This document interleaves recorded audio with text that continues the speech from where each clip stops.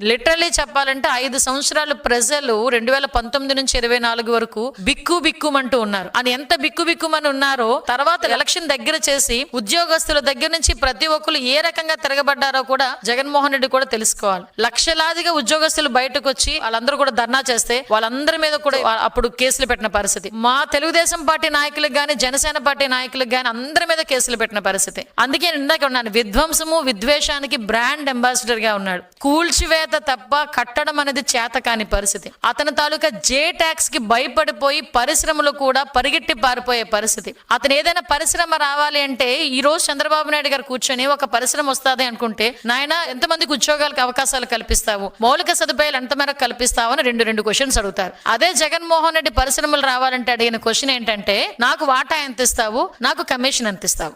ఆ రెండింటి మాటలకి దూరంగా పారిపోయిన పరిశ్రమలు ఈ రోజు మళ్ళా చంద్రబాబు నాయుడు గారిని చూసి, చంద్రబాబు నాయుడు గారి తాలూకా విజనరీని చూసి ఈ రోజు ముందుకు వస్తున్నాయి. ఈ రోజు 20 లక్షల ఉద్యోగాలు మేము టార్గెట్ గా పెట్టుకున్నామని చెప్పి 5 లక్షల పైగా ఉద్యోగాలు వచ్చే కంపెనీలు ఈ రోజు ఆన్ బోర్డ్ అవుతున్నాయి. ఈ రోజు